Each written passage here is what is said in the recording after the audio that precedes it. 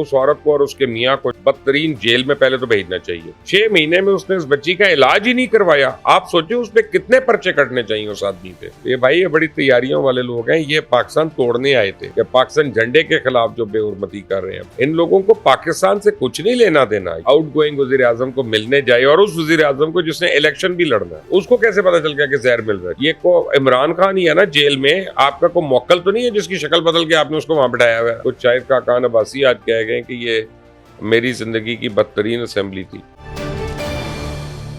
अस्सलाम वालेकुम नाज़रीन, आप देख रहे हैं मुबश्शिर लुकमान यूट्यूब चैनल। मैं हूं महविश तबस्सुम।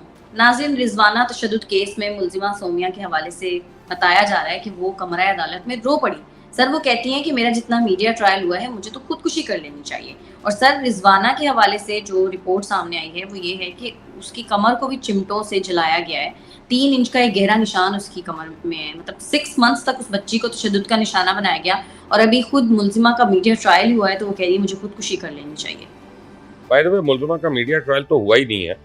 अच्छा, मीडिया में रिपोर्ट हुआ है। ट्रायल तो होता है कि उसके ऊपर इल्जामात लग रहे हो कि उसने ये किया तो ये किया। हम तो सिर्फ चोटों का रिपोर्ट हो रहा है, तो मीडिया ट्रायल तो नहीं है। झूठ बोलती है वो औरत।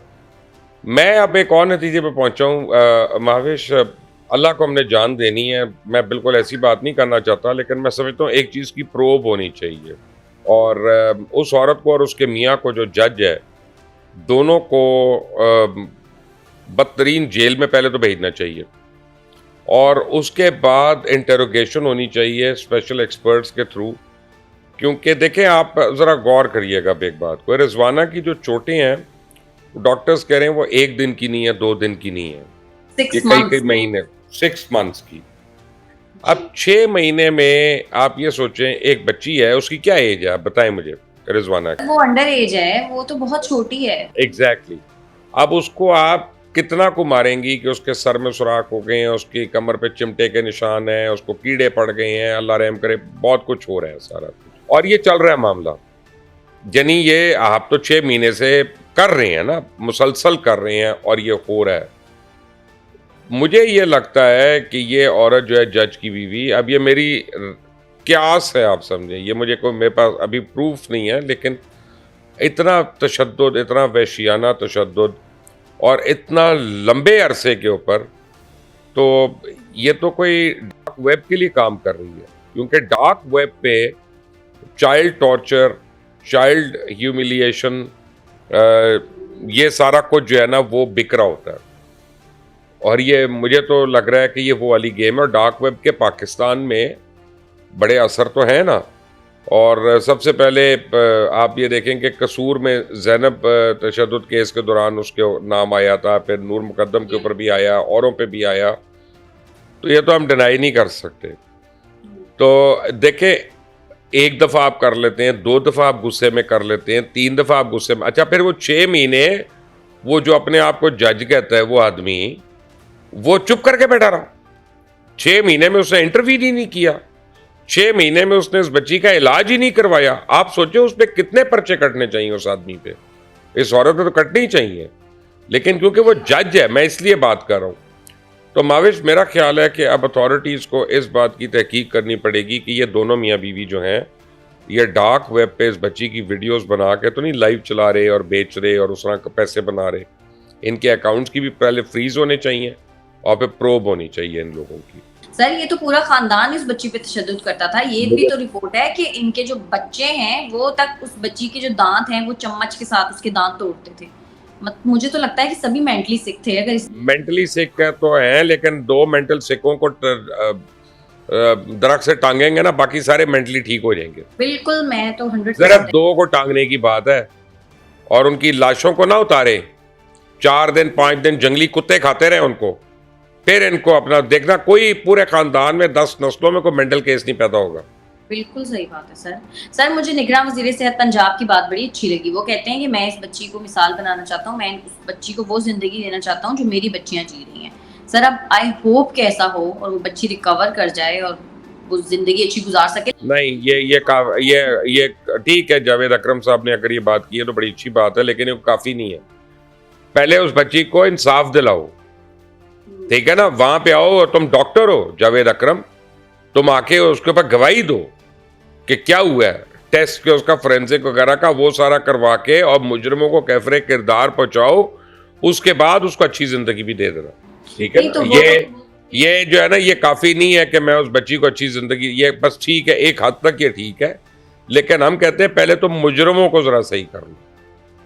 लेकिन सर इंसाफ देना उनका काम नहीं है ना, इंसाफ देना तो जाहिर नहीं, लेकिन वो उसमें काफी कुछ कर सकते हैं। वो तो बता रहे हैं सर, वो कह रहे हैं कि उस बच्ची के जिस्म पर 93 जख्मों के निशानात हैं। मतलब आप सोचें सर, 9 अब आप खुद सोचे कि डार्क वेब आपको समझ आ रहा है कि नहीं आ रहा? मुझे आ रहा है समझ, लेकिन सर आई होप कि हमारी जुडिशरी को भी समझ आए, हमारी हुकूमत को भी समझ आए। जुडिशरी को समझ आया होता तो अभी तक सुओ मोटो ना हो जाता। क्या हम जालिम लोग हैं यार, यहाँ पे ये चीजें नहीं नजर आती। सर खान साहब के हवाले से बात करते हैं। खान साहब जो हैं वो जेल में मुबैना तौर पर जेम्स बॉन्ड बन गए हैं। और अब पहले आप अपना मूड अच्छा करें, आपका एकदम मुंह सूज जाता है जब आप ये बातें कर रही होती हैं तो। सर नहीं, मैं सिर्फ ये पूछती हूँ कि इन पे कोई इल्जाम तो नहीं लगा रहे कि कोड वर्ड्स में बात हो रही थी और वो डीकोड भी नहीं हो पा रही? आप तैयारी देखें कि इतने महीने में पहले कुल कोडेड लैंग्वेज सीखी गई, सिखाई गई, अपने एहलकार हर जगह नॉमिनेट हुए हैं। केपीके में तो इनकी गवर्नमेंट थी और पंजाब में भी थी, तो पहले इन्होंने वो किए हैं, सारे हर जगह पे अपने बंदे लगाए हुए हैं। और वो जनाब अब तो मेरा ख्याल है कि सारों का स्क्रीनिंग होगी, जितने भी एहलकार हैं वहाँ पे 150 करीब कैदी हैं वहाँ पे, उनके ऊपर कितने एहलकार होंगे, आई एम श्योर काफ़ी होंगे। तो अब तो सबकी स्क्रीनिंग होगी। और अभी तक वो ऐसी लैंग्वेज है अपेरेंटली कि जो समझ भी नहीं आई इनको, तो उसका तो फोरेंसिक होना पड़ेगा बाकायदा। तो ये भाई ये बड़ी तैयारियों वाले लोग हैं, ये पाकिस्तान तोड़ने आए थे और इनकी बड़ी तैयारियां अब आप देखें जो 14 अगस्त के खिलाफ मुहिम कर रहे हैं, कि पाकिस्तान झंडे के खिलाफ जो बेहुरमती कर रहे हैं, पाकिस्तानी पासपोर्ट के ऊपर जो बेहुरमती कर रहे हैं, इन लोगों को पाकिस्तान से कुछ नहीं लेना देना। ये पाकिस्तान के दुश्मन है, ये पाकिस्तान के अपना रखवाले नहीं बन सकते। तो आप सोच लें, आप खुद देख लें, उनकी करतूतें देख लें, और आप देख लें इमरान क्या, शाह महमूद क्या, कोई पार्टी लीडर या वो जो टोने वाली बैठी है वो भी कोई कंडेम नहीं कर रहा इन बातों को, कंडेम तक नहीं कर रहा, ये भी नहीं कह रहा कि ये गलत है। तब आपको पता चला ये सब कुछ एक प्लान के साथ कर रहे हैं। सर निगरान वज़ीर आज़म के लिए नाम सामने आ रहा है जलील अब्बास जिलानी साहब का, और वज़ीर आज़म हाउस भी वो पहुंचे, कहाँ मुलाकात उनकी हुई है, तो सर क्या लग रहा है उनका नाम फाइनल हो जाएगा? देखिए, मेरी सबसे पहले तो एक मैंने ट्वीट देखी थी, डॉक्टर अब्दुल बासित साहब की ट्वीट आई थी। उन्होंने कहा कि मुबारक हो, अब्बासी साहब बन रहे हैं, और फॉरेन ऑफिस के लिए बड़ी अच्छी बात है, खुशाइन बात है, क्योंकि वो फॉरेन ऑफिस के हैं। फिर मैंने उसके बाद एक चैनल पे भी मैंने मुझे किसी ने स्क्रीनशॉट्स वगैरह भेजे। लेकिन आपको मैं एक बात बताऊं कि जब ये खबर मैंने सुनी ना कि वज़ीर आज़म को मिलने गए हैं, तो फिर मुझे ज़रा डाउट होना शुरू हो गया। मैंने कहा यार ये, क्योंकि मैंने तो आज तक नहीं देखा कि निगरान वज़ीर आज़म जिसने बनना हो वो आउट गोइंग वज़ीर आज़म को मिलने जाए, और उस वज़ीर आज़म को जिसने इलेक्शन भी लड़ना है। ठीक है ना। दूसरा ये एक मुझे डाउट लग रहा है बीच में, इसलिए। और राजा रियाज अभी तक, अब्बास जिलानी साहब का नाम तो पीपल्स पार्टी ने रिकमेंड किया। जी, वो गिलानी साहब के, मैंने सुना कज़न है कोई यूसुफ रज़ा गिलानी के। लेकिन ये है कि मुझे ना अभी तक राजा रियाज साहब से मीटिंग नहीं हुई है इनकी, तो जब तक प्राइम मिनिस्टर की मीटिंग नहीं हो जाती और उसमें वो नाम नहीं फ्लोट कर देते और वो उस नाम को प्राइम मिनिस्टर एक्सेप्ट नहीं कर लेते, तब तक मैं हाँ या ना नहीं कर सकता। सो मेरी किताब में उनका बड़ा इम्कान हो सकता है, मेरी किताब में वो बन भी सकते हैं, लेकिन बन नहीं रहे अभी तक। तो सर लग रहा है कि वैसे ये राजा रियाज साहब और शहबाज शरीफ साहब कर लेंगे डिसाइड, या फिर इलेक्शन कमीशन के पास ही जाएगा मामला? देखिए, अगर राजा रियाज ने मिलना होता तो कल मिल लेते शहबाज शरीफ को, या आज भी मिल लेते। अब कल उन्होंने मिलना है। जी हाँ। तो 3 दिन है उनके पास।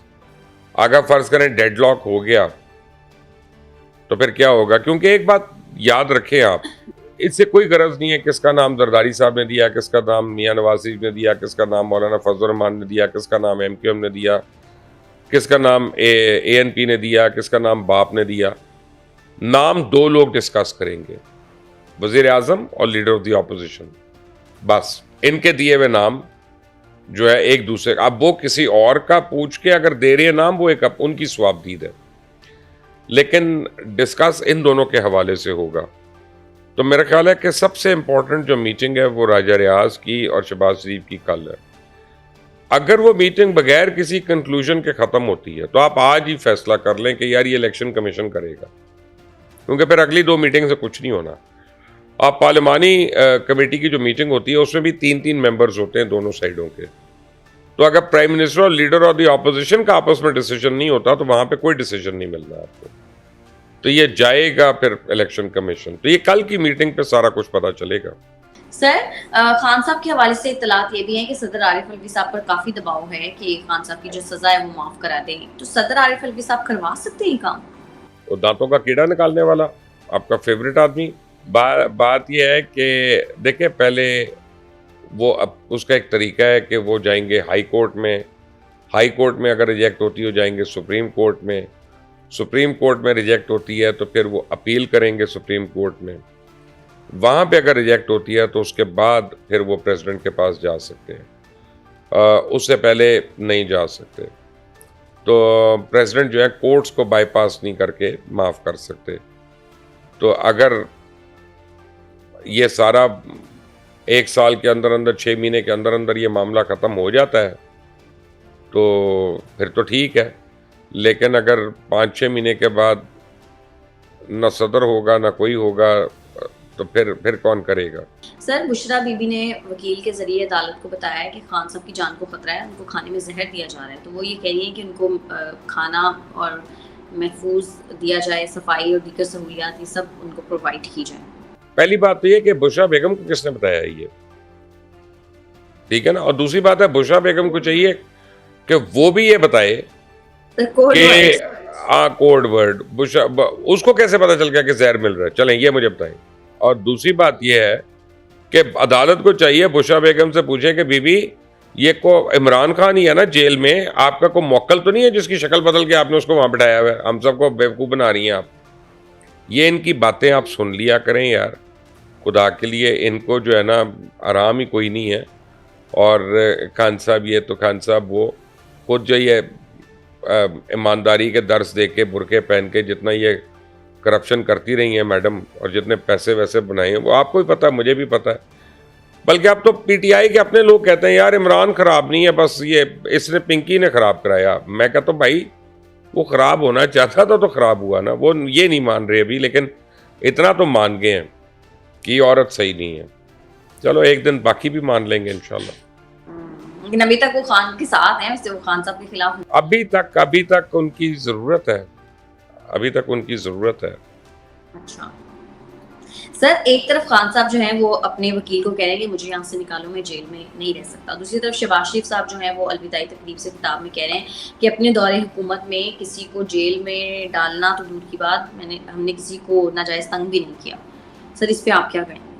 तो नहीं किया, नाजायज़ तंग तो नहीं, खैर उन्होंने जायज़ तंग किया है, नाजायज़ तो नहीं किया। उन्होंने तो पूरी पाकिस्तानी कौम को तंग किया है, बिजली के बिल बढ़ा के, गैस की कीमतें बढ़ा के, पेट्रोल बढ़ा के, तो तंग ही हुए ना सारे। अपना शहबाज शरीफ को भी सोच के बात करनी चाहिए, उसको कहनी चाहिए सियासी असीरों को हमने तंग नहीं किया।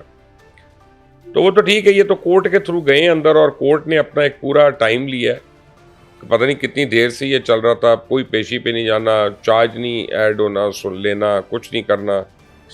तो वो तो चले इनकी बात मैं मान लेता हूँ, लेकिन अवाम तो बड़ी तंग आई है भाई इस हुकूमत से। कुछ शायर खाकान अब्बासी आज कह गए कि ये मेरी ज़िंदगी की बदतरीन असम्बली थी, यानी उनके अपने प्राइम मिनिस्टर जो थे पहले वो ही ये कह गए, तो पीछे क्या रह गया?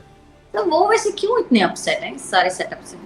ये सारा मरियम बीबी का कमाल है। मरियम बीबी जब से सीनियर कोऑर्डिनेटर बनी है, आप देखें कितने लोग अपसेट हैं। वो तो सियासत छोड़ने के पीछे हैं, वो तो सियासत ही नहीं करना चाहते। तो अब देखें आगे क्या होता है। सर, मरियम नवाज ने मुस्लिम लीग नून के जो कमर्शियल विंग है उसका इफ्तिताह कर दिया है और उससे जो मुंसलिक लोग हैं वो कॉफ़ी के कप, बैजेस, नोटबुक्स वगैरह, मोबाइल फ़ोन्स के कवर, ये इस तरह की चीज़ें लोगों में डिस्ट्रीब्यूट करेंगे और उस पर शेर का निशान बना होगा, नवाज शरीफ साहब की तस्वीर होगी। सर, इस तरह से अब क्या बयानिया बनाया जाएगा? महावेश मेरी बेटी, इस तरह से बयानिया नहीं बनता, खुदा के लिए सब पैसे बनते हैं। ये कर रहे हैं मर्चेंडाइजिंग, कि जैसे क्वीन ऑफ इंग्लैंड, क्योंकि इतने साल से अब इंग्लैंड में है, queen of England, king of England, वो प्रिंस, उनके नाम के मग्गे, बैजेस, और वो सब कुछ बिक रहा होता है, मर्चेंडाइजिंग होती है, जो पूरा वो जो हाउस ऑफ लॉर्ड वगैरह जाती हैं तो उनकी भी मर्चेंडाइजिंग होती है, स्टेशनरी वगैरह की, हर चीज़ की। तो इन्होंने सारा ये मर्चेंडाइजिंग किया है, क्योंकि छापना तो इन्होंने खुद है, बनाना तो इन्होंने खुद है। वो कौन सा कोई पार्टी वर्कर उस पर कमा रहे हैं, ठीक है ना। वो तो धड़ाधड़ बस शेयर एक बारी फिर उस चक्कर में बेचारे बेचते रहेंगे जाके, गली गली जाके, घर घर जाके, और वो जो करोड़ों अरबों रुपया आना है वो इनकी जेबों में जाना है। भाई ये धंधा करने वाले लोग हैं, कारोबारी लोग हैं, इनको कारोबार, आप बयानियां बनाने में कोई दिलचस्पी नहीं है, इनको पैसा बनाने का इंटरेस्ट है बस। तो सर क्या करेंगे इतने पैसे का? ऑलरेडी इतना पैसा है इनके पास, कहाँ लेके जाना है? अब पता नहीं, मैं तो कहता हूँ तो लोग मेरी बात माइंड कर जाते हैं कि कफन की तो जेबें नहीं होती, तो और जब जाएंगे तो कफन में तो कोई जेब नहीं होगी जिसमें कैरी करके ले जाए। ठीक है मुबशिर साहब, बहुत शुक्रिया आपका। नाज़रीन, आज के प्रोग्राम से इतना ही। अगर आपको हमारी वीडियो पसंद आती है तो चैनल को करके लाइक, सब्सक्राइब और शेयर, और अपनी कीमती राय से हमें जरूर आगाह कीजिएगा। हमें इजाजत दें। अल्लाह।